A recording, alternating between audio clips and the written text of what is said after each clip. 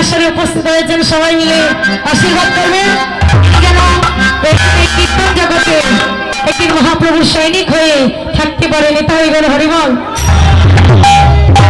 আমার এই যে দাদা করতাল বাজাচ্ছেন আপনার লেকচারটা, ইনি একটা হরিনাম সংকীর্তনের আয়োজন করেছেন। তো ওনার এই কীর্তনের নিমন্ত্রণটা বলছেন আমাকে দেওয়ার জন্য। অষ্টপ্রহর ব্যাপী শ্রী শ্রী হরিনাম ও লীলা সংকীর্তন মহোৎসব উৎসবঙ্গন শ্রী শ্রী ঠাকুর অনুকূল চন্দ্র মন্দিরের পাশে মাঝের বাড়ি করের পাড়া সিলেট। মহোৎসবের তারিখ 16, 17 ও 18 চৈত্র 1431 বাংলা, 30, 31 মার্চ ও 1 এপ্রিল 2025 ইংরেজি রবি সোম মঙ্গলবার। প্রতিশ্রুতিবদ্ধ কীর্তনিয়া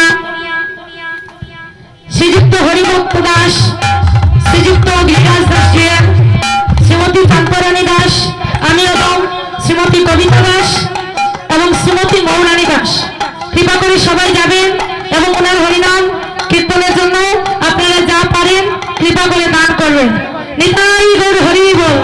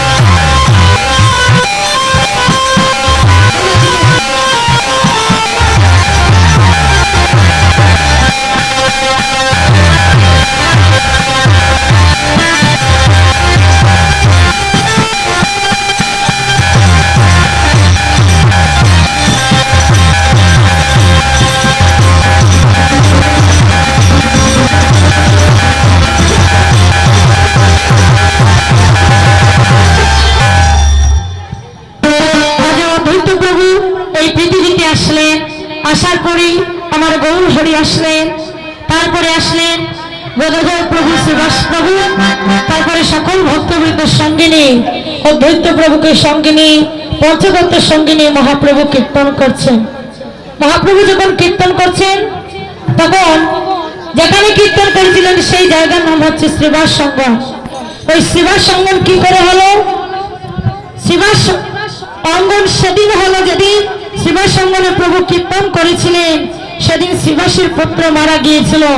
ভক্তকে পরীক্ষা করি যখন শ্রীবাস পরীক্ষায় উত্তীর্ণ হলো তখন প্রভু নাম রাখলেন, এই পৃথিবীর মধ্যে যত নগরাদি গ্রাম আছে সব জায়গায় আঙ্গিনার মালিক হবে একমাত্র তুমি শ্রীবাস।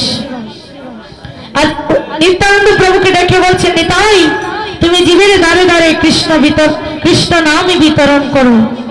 তাই আজ নিত্যানন্দ প্রভু জীবের দ্বারে দ্বারে আজ কৃষ্ণ নাম বিতরণ করছেন। অক্রোধ পরমানন্দ নিত্যানন্দ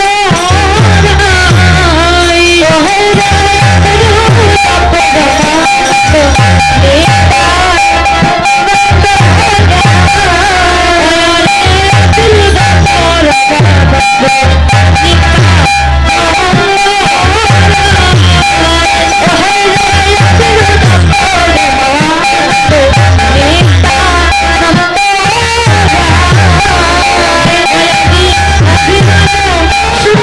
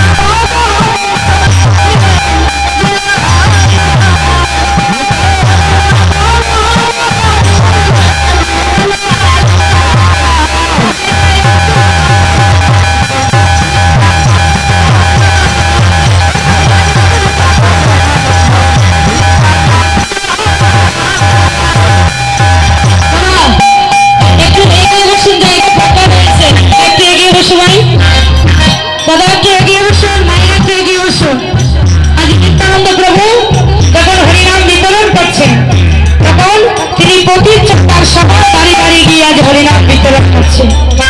আর যখন হরিনাম বিতরণ করছেন প্রতিটা চন্ডাল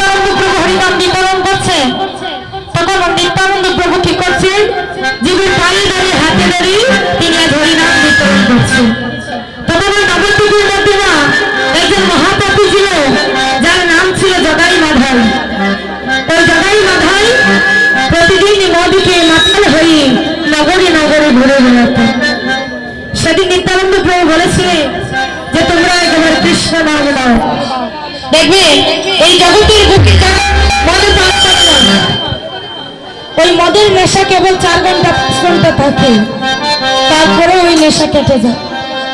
নিত্যানন্দ প্রভু বলছে জগাই মাদাই তোমরা এই মদ না পান করে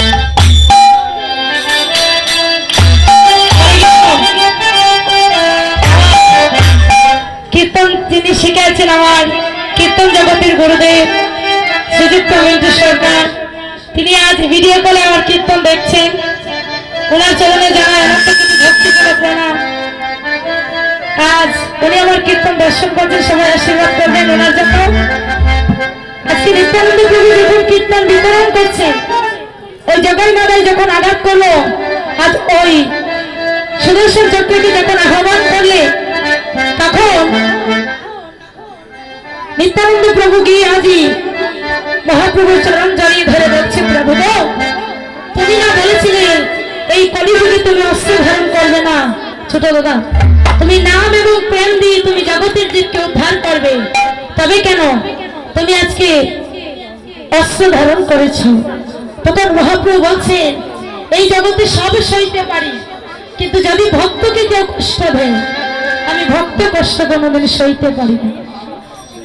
তখন জগাই মাদাই মনে মনে ভাবছে যে এত বড় ভারী ধার্মিক, এত বড় দয়া, আমরা তাকে মানলাম, তথাপিও সে আমাদের জন্য মহাপ্রভুর কাছে ক্ষমা চাইছে। এমন দয়াল এই জগৎ মাঝে আর কেহ না। আজ জগাই বানাই গিয়ে আজ নিত্যানন্দ প্রভুর কাছে গিয়ে বলছে, প্রভু ক্ষমা করে দাও, আমরা অধম, আমরা না জেনে তোমাকে আঘাত করেছি, আমাদের ক্ষমা করো। সর্বদা দয়ালে নাম উচ্চারণ হবে। সেই জন্য যখন নিত্যানন্দ প্রভু আমরা ডাকি, তখন দয়াল তাই নাম স্মরণ আসে। তাহলে এই যে নিত্যানন্দ প্রভু, রাবণের একটা বোন ছিল, যার নাম ছিল সূর্পনখা, জানেন বাবা? ওই সূর্পনখাকে বিয়ে দিয়েছিল রাবণ। আর যখন বিয়ে করলো, ওই বাসর রাতে